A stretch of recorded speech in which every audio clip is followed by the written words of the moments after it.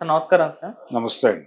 Sir 'Pushpa 2'కి సంబంధించి నిన్న thank you meet జరిగింది సార్. అయితే ఈ మీట్‌లో సుకుమార్ గారు మాట్లాడుతూ అల్లు అర్జున్ గారిని కాస్త పొగడ్తల వర్షంతో కురిపించేశారు. అండ్ అందులో ఒక స్టేట్మెంట్ ఇచ్చారాయన.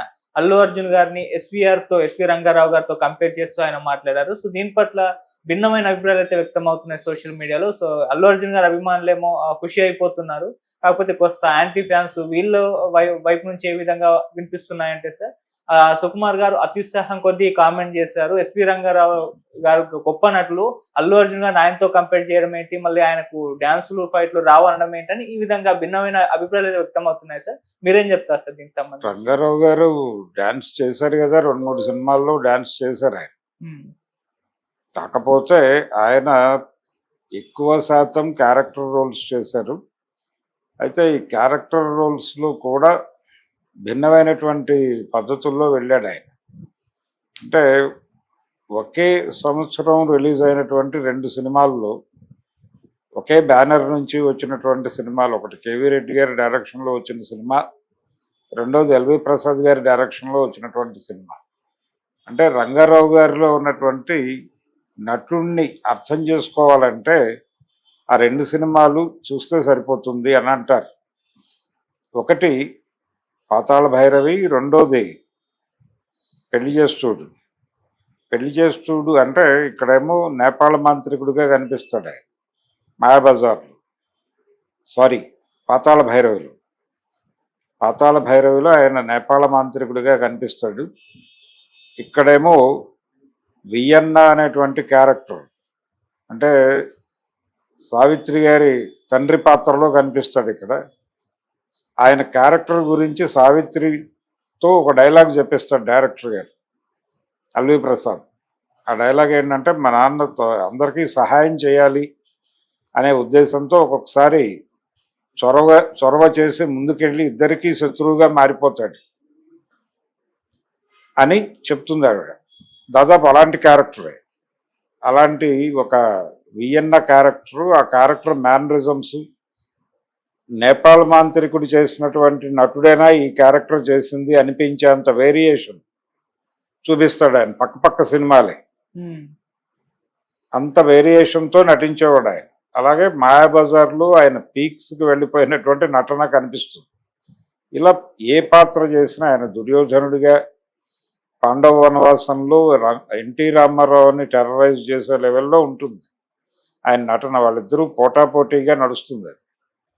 ఇలా రంగారావు గారికి ఆయనకి సంబంధించి ఒక స్పెషల్ పేజ్ ఆయన. తెలుగు సినిమా రంగంలో మాత్రమే కాదు, సౌత్ ఇండియన్ అంటే దక్షిణ భారత సినిమా పరిశ్రమలోనే ఆయనది ఒక ప్రత్యేక శకం. ఎస్వీఆర్ ఆయన ఆ పాత్రలో అంటే నటించటం అనే దగ్గరకు వచ్చేసరికి రంగారావు గారు చేస్తే ఆ పాత్రే కనిపిస్తుంది. ఆయన కరుణ రసాత్మక పాత్రలు అద్భుతంగా చేయగలడు, కుట్రలతో ఉండే పాత్రలు చేయగలడు. ఏదైనా ఎనీ క్యారెక్టర్ రంగారావు గారు కనిపించడు, ఆ క్యారెక్టరే కనిపిస్తుంది. ఇలాంటి ఒక అంత సమర్థుడైనటువంటి నటుడు సినిమా రంగానికి సంబంధించి, అంటే సత్యనారాయణ ఒక రకంగా ఆయనకి రీప్లేస్మెంట్ అంటారు కానీ పూర్తి స్థాయి కాదు. రంగారావు గారి రేంజ్ రంగారావు గారిది. సత్యనారాయణ దాన్ని బ్యాలెన్స్ చేశాడు అంతే. అలా ప్రతి సందర్భంలోనూ అలాంటి ఒక నటుడి అవసరం ఉంది ఇండస్ట్రీకి, ఇప్పటికీ ఉంది. అంటే చాలామంది చనిపోయినప్పుడు ఇతని మరణం తీరని లోటు అంటారు. అది మిగిలిన వాళ్ళ విషయంలో నిజమా కాదా అనే చర్చ పక్కన పెట్టేస్తే, ఎస్వి రంగారావు విషయంలో మాత్రం అది నిజం. ఆయన సినిమాలో నటిస్తూనే చనిపోయారు. సిఎస్ రావు గారి డైరెక్షన్లో వచ్చినటువంటి యశోదాకృష్ణ టైంలో ఆయన మరణించారు. అప్పటికి ఆయన చేస్తున్న సినిమాలు ఉన్నాయి. ఆ సినిమా కంప్లీషన్ స్టేజ్లో ఉంది, అయిపోయింది. చక్రవాకం సినిమా చేస్తున్నాడు అప్పుడు ఆయన. ఆ సినిమా చేస్తూ ఉండగా చనిపోయాడు. ఆయన క్యారెక్టర్ని సినిమాలో చంపేశారు. ఆ క్యారెక్టర్ చనిపోవడం వలన ఆ సినిమా దెబ్బతింది. ఆ రేంజ్ నటుడు ఆయన.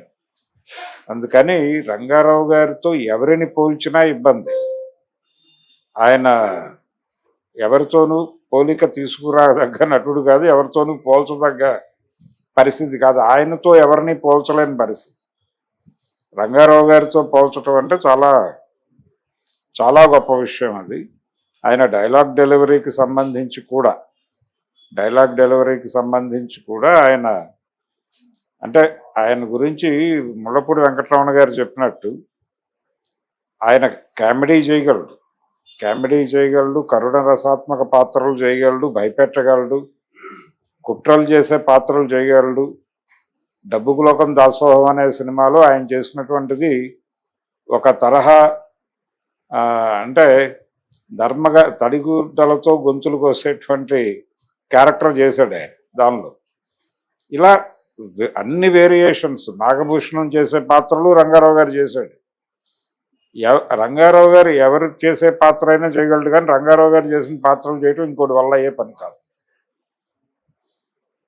ఆయన చేసిన కొన్ని పాత్రలు ఆయనతో పోటీపడి ఆయన చేసిన క్యారెక్టర్లు తాను కూడా చేయాలని తపన పడినటువంటి నటులు ఉన్నారు. ఎన్టీ రామారావు లాంటి వాళ్ళు.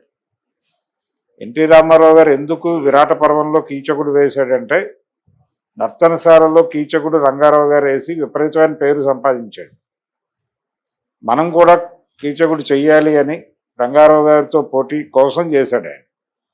అలాగే అనార్కలిలో ఆయన అక్బర్గా నటించాడు. వాంటెడ్గా అక్బర్ సలీం అనార్కలి అనే సినిమా తీసి ఈయన కూడా నటించాడు. ఈయనకి ఇంకొక ఇన్స్పిరేషన్ కూడా ఉంది. పృథ్వీరాజ్ కపూర్, ఎస్వి రంగారావు, వీళ్ళిద్దరు ఇన్ఫ్లుయెన్స్ ఉంటుంది రామారావు మీద ఆ క్యారెక్టర్లో. ఇలా దుర్యోధనుడు ఆయన చేశాడు, తను చేశాడు. ఇలా రంగారావు గారు చేసిన క్యారెక్టర్లు చేయాలి అనేటువంటి ఒక తపన ఎన్టీఆర్లో ఉండేది. ఇది అలా ఆయన ప్రతి ఒక్క నటుడికి ఛాలెంజ్. ఆయన కేవలం నటుడు మాత్రమే కాదు, అద్భుతమైన కథకుడు, అద్భుతమైన దర్శకుడు కూడా, నిర్మాత దర్శకుడు కూడా. రంగారావు గారు డైరెక్ట్ చేసినటువంటి సక్సెస్ఫుల్ సినిమాలు, అవార్డులు కొట్టిన సినిమాలు కూడా ఉన్నాయి. ఆయన చేసినటువంటి చదరంగం, బాంధవ్యాలు సినిమాలు, ఆయన దర్శకుడిగా ఆయన మీద బిఎన్ రెడ్డి గారి ప్రభావం కనిపిస్తున్నాయి. సినిమాల్లో అద్భుతమైన పాటలు ఉంటాయి. ఇలా ఆయన ఎవరితోనూ ఎవరికి పోలిక కాదు. ఆయన రంగారావు ప్రత్యేకం అంతే. ఆయన కమల్ హాసన్కి కూడా అభిమాన నటుడే. కమల్ హాసన్ కూడా ఒక దశలో నా అభిమాన నటుడు రంగారావు గారు అని చెప్పుకున్నాడు. చిరంజీవి కూడా అది అంటే లౌక్యంగా చెప్పే సమాధానమే కావచ్చు, కానీ ఎస్వి రంగారావు నా అభిమాన నటుడు అనటం ఒక సేఫ్ జోన్లో ఉండటంగా భావిస్తాడు ఆయన చిరంజీవి. అలా రంగారావు గారిది ఒక స్పెషల్ పేజ్. ఆయన ఎటువంటి క్యారెక్టర్నైనా సరే తన బాణీలోకి తెచ్చుకుని నటించగలడు. అటువంటి ఆర్టిస్ట్ ఇంకా ఇండస్ట్రీలో మళ్ళీ రాలేదు ఈ రోజుకి.